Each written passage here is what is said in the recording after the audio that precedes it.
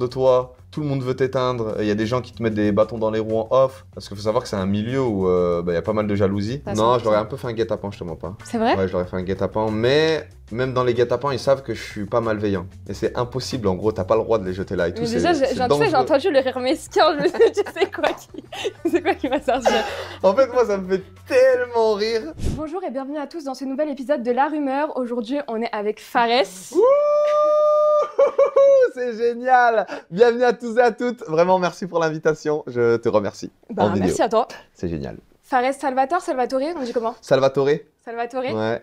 Aujourd'hui, t'es là pour répondre à toutes les rumeurs sur toi. C'est bon. Est-ce que t'es prêt? J'accepte et mon cœur est ouvert. Tu sais déjà ce qui se dit un peu sur le web? Bah, je suis là pour ça. En vrai, c'est toi qui vas me mettre au jus. Exactement. Première rumeur, on parlait de ton nom. La rumeur dit que ton nom est une ref à Vampire Diaries. C'est vrai. C'est vrai? C'est vrai, à Stephen et Damon Salvatore. Mon préféré, c'est Damon. C'est vraiment vrai. Mais du coup, pourquoi? Grand fan de Vampire Diaries? En fait, quand j'ai découvert cette série, je suis tombé amoureux de cette love story incroyable que j'ai toujours, en vrai, en secret, rêvé de vivre. Et après, je me suis dit, c'est bon, c'est comme ça que je vais m'appeler. Fares Salvatore. Seconde rumeur, tu l'as sûrement énormément entendu sur les réseaux. Il y a un petit truc Hashmi, Fares, Hashmi. Et donc, la rumeur dit que ton concept détruit celui d'Hashmi. Non, pas du tout. En gros, moi, je suis pas dans une concurrence avec n'importe qui en vrai sur les réseaux sociaux. Comme par exemple, son objectif c'était d'être le numéro 1. En fait, tout ce que j'avais à lui apporter pour qu'il atteigne cet objectif, je l'ai fait de bon cœur. Et ça veut dire que derrière, ce serait contre-productif de vouloir éteindre quelqu'un. Donc en fait, je me sens pas au-dessus de quelqu'un ou en dessous. Je fais ce qui me plaît. Si demain les gens ils kiffent, tant mieux pour moi. Mais après, tout ce qui est truc de comparaison et tout, je regarde pas trop. Et justement, comment c'est venu? Parce que toi, du coup, t'as lancé Influence Game. Ouais. Pour ceux qui connaissent pas, c'est une house sur Snap avec pas mal de créateurs. C'est vrai. Comment c'est venu en fait? On s'y attendait pas, nous, à ça. En gros, moi, j'aime pas trop teaser. J'aime pas dire, oh, regardez, je vais faire ça, ça, ça. Mais j'aime bien vous le présenter. En gros, prêt. Ce projet, ça fait tant de mois qu'on travaille dessus. Et aujourd'hui, on va vous présenter tel projet. Ça faisait 8 mois que j'en parlais. Et quand je me suis mis à fond dessus, on a eu 3 mois de préparation. Et après, ça s'est fait, quoi. Et du coup, quand t'étais dans la Hashmi House, t'étais déjà sur ce projet? Quand j'étais avec Hashmi, en vrai de vrai, j'avais mis en stand-by, on va dire, mes projets pour pouvoir me mettre à fond avec lui. Et derrière, après, en gros, quand je suis reparti de mon côté, j'ai juste mis en route en vrai mes concepts que j'avais mis en stand-by. T'as lancé la machine en fait. Ouais, voilà, en gros, c'est ça. Comment t'as choisi le casting? Comment ça s'est fait? Le casting, je l'ai fait pour qu'il y ait pas mal d'alchimie entre chacun, mais chaque candidat avait aucune vision sur chaque candidat. Ok, donc t'as dit à personne qui serait là? Non, en gros, moi, mon but, c'était qu'ils me fassent confiance. C'est ce qu'ils ont fait. Mais dès qu'ils ont eu le casting en phase 2, ils se sont dit, mais pourquoi t'as ramené ces gens? Il y en a qui ont pété un câble. En vrai, pas péter un câble. Ouais. Mais ils m'ont dit, en gros, c'est vraiment parce qu'on te fait confiance là qu'on fait cette aventure. Mais la plupart des gens, ils n'avaient pas la vision sur chacun. Ouais. Tu penses que c'est passé parce que c'était toi? Peut-être avec quelqu'un d'autre, ce serait pas passé. Je pense qu'avec quelqu'un d'autre, il y en a pas mal qui auraient refusé. Ouais. Troisième rumeur, la rumeur dit que c'est Hanouna qui te produit. Alors la rumeur dit que c'est Bolloré. Alors, il faut savoir que sur les réseaux, tout va très vite. Ouais. Donc ça s'est transformé en c'est Hanouna qui produit. Ah ok, ils ont eu le temps de retransformer la rumeur.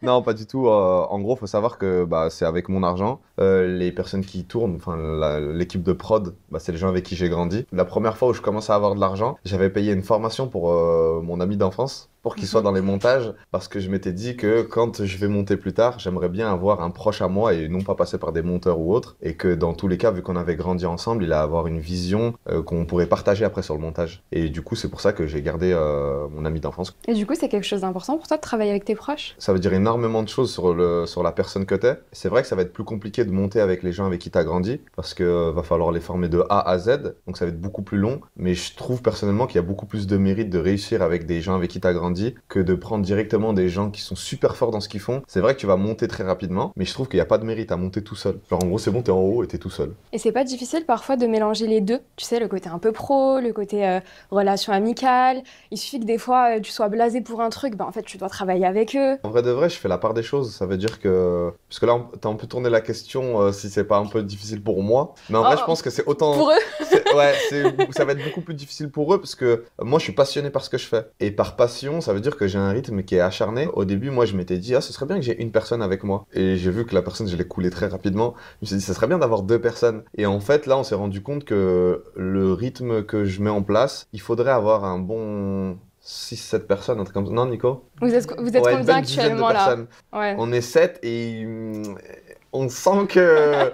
Tu vois, en gros, par exemple, dans mes idées, Et dans mes concepts, je vais faire exprès de ralentir pour pas les mettre dans le jus. Pour pas qu'ils se disent, voilà, c'est impossible, ou alors on se rapproche du burn-out, ou je les laisse respirer, et des fois je me mets en pause, mais c'est une fausse pause, c'est en gros pour vraiment les laisser respirer. Mais parce que ça se voit que toi, de ton côté, ça fuse. Ouais. Niveau idées, etc. Ouais, j'ai du mal à dormir des C'est fois. vrai Ouais. Par exemple, je vais dormir à 4-5 heures du matin, mais je vais me réveiller très tôt à 8 heures du matin. Parce qu'en gros, je vais penser énormément. Et quand je vais avoir ce... Tu sais, quand tu es entre le réveil et le sommeil, et bah là, quand je vais être à peu près conscient... T'as ce truc où tu penses à un sujet et tu te dis, mais putain, c'est ça. Ouais, voilà. Et en gros, ça va me réveiller. Je suis obligé d'envoyer des messages, leur dire, ok, j'ai une nouvelle idée, comment on peut faire, on peut passer par quelle équipe, quand est-ce qu'on peut le faire, comment ça se budgétise, quelle marque on peut trouver. Et après, toutes ces questions, elles viennent dans ma tête et j'arrive plus à dormir. Du coup, tout à l'heure, tu parlais de tes proches. La rumeur dit que t'as choqué les internautes en pleurant.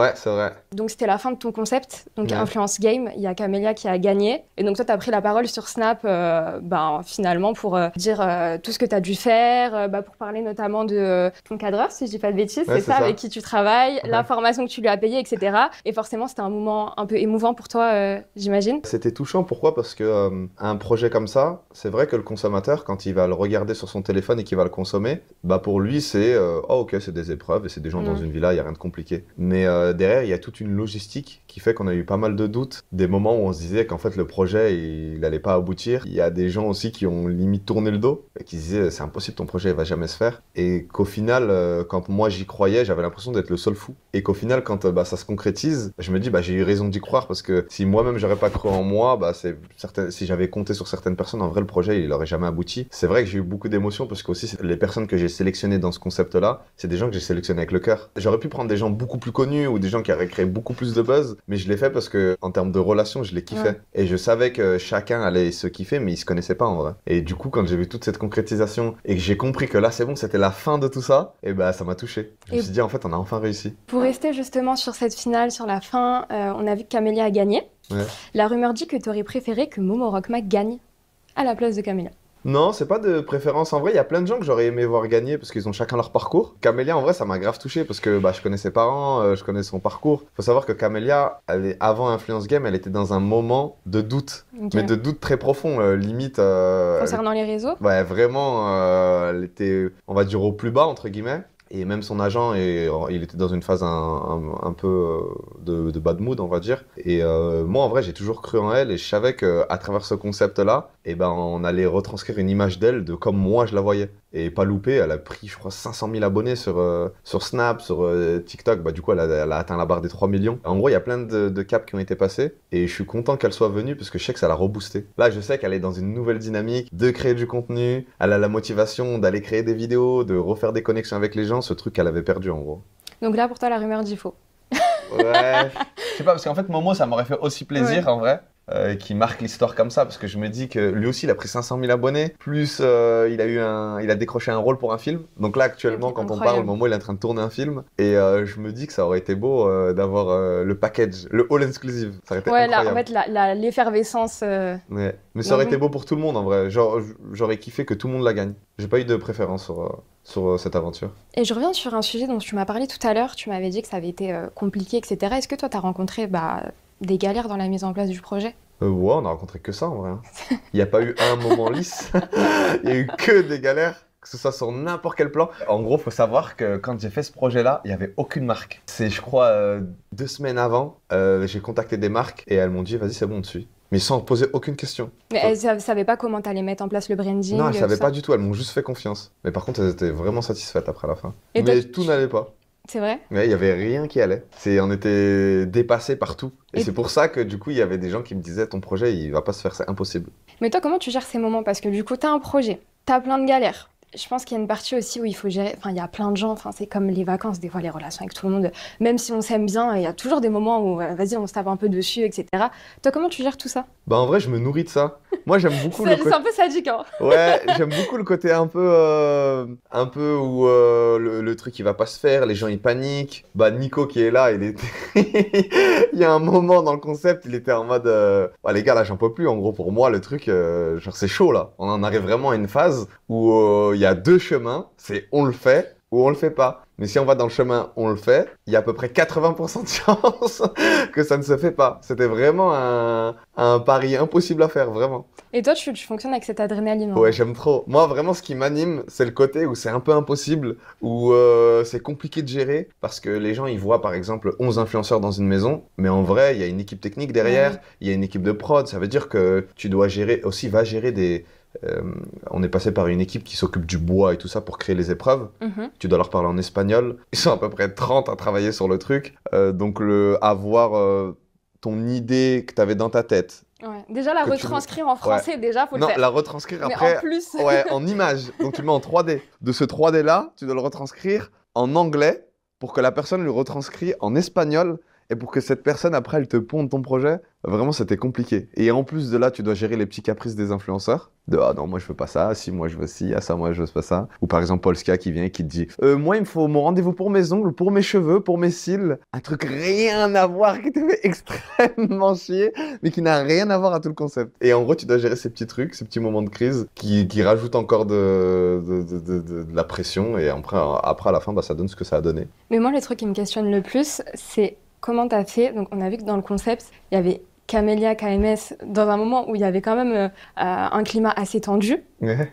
C'est un pari que tu t'es lancé, enfin, comment t'as fait? En gros, il faut savoir que Kémis et Camélia, ils voulaient assimiler leur image à personne sur les réseaux sociaux. Donc n'importe qui leur a proposé, ils auraient dit non. Par contre, je sais que Kémis et Camélia, quand je leur parlais, ils me disaient déjà on doit donner notre image à quelqu'un, genre volontiers on le fait avec toi. Parce qu'on sait que tu vas pas le faire d'une façon malsaine, tu vas pas le faire pour nous utiliser, tu vas pas capitaliser dessus. Il y a plein d'influenceurs, s'ils avaient fait cette connexion, ils t'auraient fait des dîners aux chandelles, tous les soirs, les 4 vérités, qu'est-ce qui t'a plu chez l'autre, qu'est-ce qui t'a pas plu. Moi, c'est vraiment, je voulais montrer aux gens, bah regardez, 2 soi-disant ennemis. Ouais, on peut le faire en fait. Voilà, on peut le faire, on peut créer un concept. Ils vont être dans une aventure où ils vont devoir s'affronter et le truc va pas tourner autour d'eux. En gros, il y a des épreuves, il y a des gens qui vont être drôles comme taille, il y a des gens auxquels bah, tu t'attendais à rien et que t'es content de les avoir vus comme Talmo par exemple, un Momo qui sort de nulle part et qui séduit le public. Donc en vrai, même eux, ils ont kiffé que le truc soit pas tourné autour d'eux. T'as dû les prévenir quand même ou pas, ou ils t'ont fait confiance à ça? Non, je leur ai un peu fait un guet-apens, je te mens pas. C'est vrai? Ouais, je leur ai fait un guet-apens, mais... Même dans les guet-apens, ils savent que je suis pas malveillant. Tu vois, là, par exemple, tu leur poses la question avant de venir, je pense qu'ils te disent non. Et là, maintenant, tu leur poses la question après, ils te disent ouais, je recommencerai 100 fois. Bah, en vrai, ils ont envoyé un message aussi à tout le monde. Aux influenceurs qui sont, entre guillemets, en guerre. Bah, demain, si je veux les inviter dans mes concepts, ils savent que je suis pas malveillant, donc ils accepteraient l'invitation. Les marques, maintenant, ils peuvent se dire ah ok, en fait, on a la vision, on peut créer un contenu en fait avec les deux, ils sont pas en guerre. Les influenceurs, ils vont pas se dire ah attends, si je parle à Camélia, je me mets peut-être à dos Kémis. Ouais. Si je parle à Kémis, je me mets peut-être à dos Camélia. Bah, t'as un peu libéré le truc Ouais, en fait. on a vraiment sur libéré ce le truc sujet. là. Parce que c'était un peu tabou. Là, c'était tabou et eux, en fait, ils avaient un peu trop avancé dans leur vie pour pouvoir revenir sur ça. Camélia, elle serait passée pour la folle qui parle encore de ça. Kémis, ça aurait été en gros, c'est bon, t'es encore amoureux d'elle, tu parles d'elle alors que ça date d'il y a 3 ans. Et en gros, il fallait quelqu'un qui se sacrifie, entre guillemets. Il va T'as prendre fait tous le les pots grand cassés. sacrifice. Ouais, voilà, qui va prendre tous les pots cassés et qui va dire bah voilà, vous voulez m'insulter, insultez-moi. Et si ça se passe bien, bah tant mieux, en gros, ça s'est bien passé pour eux. La rumeur dit que tu as été en couple avec Polska. Bah, la rumeur dit que je vais voir si je peux l'appeler, Polska, sur mon téléphone télépathique. Mais t'es là! Eh, c'est génial la 5G! Popo, tu peux nous répondre à cette rumeur? Est-ce qu'on a déjà été en couple? C'est moi qui réponds. Ouais, en fait, Moi, je me mouille. ouais, en fait, la rumeur dit qu'on a été en couple, toi et moi. En vrai de vrai, on n'a jamais été en couple avec Polska, mais par contre, c'est une personne que j'apprécie énormément. Il y a pas mal de préjugés sur elle qui sont faux. Et du coup, moi, je l'aime bien parce qu'elle est vraiment drôle, elle a un bon vivant, elle est gentille. Et quand t'apprends à la connaître, en vrai de vrai, tu peux que l'aimer, en vrai, Polska. Mais non, j'ai jamais été en couple avec elle. Elles viennent d'où ces rumeurs? Bah, elles viennent de... Bah, par exemple, quand on se regarde moi dans les yeux. Hello, chaton. Non, en vrai, c'est plus... Oui, tu l'entretiens un peu. Je suis dans Parce qu'on ce... se connaît depuis longtemps aussi. Ouais, on se connaît depuis longtemps et en vrai, c'est parce que dans le passé, je m'étais mal comporté avec elle et vu que je m'étais mal comporté avec elle, et bah, j'ai eu ce comportement où j'ai voulu me racheter auprès d'elle. Et comme j'ai voulu me racheter auprès d'elle, c'est vrai que j'ai eu un comportement qui peut porter à confusion où tu te dis mais ils sont en couple ou Ouais. alors qu'en vrai de vrai, j'étais en train de me rattraper du mauvais comportement que j'ai pu avoir dans le passé et du coup les gens Après, nous ont dans assimilés. l'avenir, on sait pas. Et du coup, là, c'est tout pardonné? Ouais, là, c'est tout pardonné à 100%. C'est bon, C'est bon, tu me pardonnes? c'est bon, 100%. C'est génial les gars. Je change un peu de sujet. C'est vrai que là, on a parlé beaucoup de ton concept, etc. On va parler de toi. Est-ce que la rumeur dit que tu as changé toute ta DA vestimentaire? En vrai, Les gens, ils disent l'habit ne fait pas le moine. C'est faux. C'est faux et j'ai mis du temps à le comprendre. Il y a plein de gens qui arriveront pas à comprendre, mais je pense qu'il faut être dans le milieu. Faut le vivre en vrai pour le comprendre. Votre style vestimentaire, il en dit long sur plein de choses. Et c'est surtout la première porte qui s'ouvre. Par exemple, demain, vous allez rencontrer, je sais pas moi, le PDG de Netflix. Il peut te proposer des opportunités de fou. Mais si tu arrives avec ta tenue, on va dire Kaira, entre guillemets, avec ta sacoche, déjà que nos têtes, elles facilitent pas trop. Mais qu'en plus de ça, tu rajoutes un comportement assez border et une éloquence bancale avec un style vestimentaire qui va pas. En vrai, il y a rien qui va dans ton sens et ça donne pas envie aux gens en fait de s'ouvrir à toi ou de te proposer des opportunités. Généralement, on donne moins d'importance à ton discours et à ce que tu dis, même inconsciemment. Bah, si par exemple Emmanuel Macron faisait des discours avec une casquette sur le côté, une sacoche et un ensemble de foot par exemple, je pense qu'on le prendrait moins au sérieux que quand il met son costume et qu'il commence à lancer son discours. Mais voilà, tout ça pour dire que en vrai de vrai, plus je commence à évoluer et plus je commence à rencontrer des gens, bah, plus je comprends qu'en vrai le style vestimentaire, il t'ouvre énormément de portes. C'est un truc tout bête, hein, mais moi il y a des gens que j'ai rencontrés, bah, quand j'ai changé mon style vestimentaire, ils m'ont dit à la gueule, bah tu vois, avant je pouvais pas te présenter à mon carnet d'adresse. Aujourd'hui, j'ai pas de honte à le faire. Mais c'est violent par contre. Bah, c'est violent, mais c'est réel. En fait, moi, je peux pas en parler comme ça sur les réseaux sociaux parce qu'ils savent pas que c'est ça l'envers du décor. Ils se disent, oh, qu'est-ce qu'il a là, il se donne un genre ou il met un costume. Mais pas du tout, c'est réel. En gros, il y a des gens, je vais reprendre l'exemple de Emmanuel Macron ou Brigitte Macron. Demain, allez, vas-y, on va dire des noms. Demain, Adil Rami, il serait pas à l'aise de te présenter à ces personnes-là si ton style vestimentaire il est bancal, ton éloquence aussi, si t'es pas présentable, il viendra pas te rentrer dans son carnet d'adresse ni dans son cercle restreint parce que tu représentes pas ce qu'il est réellement. Et du coup ça, entre guillemets, c'est quelque chose dont tu n'avais pas forcément conscience avant et dont tu t'es rendu compte. Ouais, en fait j'en avais pas conscience et c'était même plus grave que ça. Je disais, j'étais dans l'optique de, ouais, je vais pas leur lécher les bottes. Alors qu'en vrai de vrai, ils s'en foutent de ma vie en fait. C'est pour toi, c'est pour toi que tu fais ça. Après, t'étais jeune, je pense que t'avais aussi une mentalité un peu moi, en fait, plus jeune, entre guillemets. On se cherche, on a ce côté un peu où qu'est-ce que j'en ai à foutre. Ouais, on a beaucoup d'ego. On croit tout connaître et tout ça. Et à partir du moment où j'ai commencé à tendre l'oreille, à vraiment écouter les critiques et de voir que cette critique, elle est constructive, elle est pour ton bien. Il a aucun intérêt à te dire ça, là, c'est vraiment pour toi qu'il dit ça. Et qu'après, quand tu commences à mettre en place les conseils qu'on te donne, et tu commences à vraiment écouter, pas avoir cet ego de, par exemple, ah, c'est moi qui fais les vues, c'est moi qui ai connu, donc toi, t'as rien à me dire si je suis arrivé là, c'est grâce à moi. Là, aujourd'hui, je pense que si j'arrive à évoluer à cette vitesse, c'est parce que j'écoute énormément. N'importe quelle critique que je vais recevoir, bah, je vais l'utiliser pour m'améliorer, en gros. Donc, on n'aura plus de Fares sacoche jogging non, Skyrock. Non, même moi, en vrai, ça me plaît plus.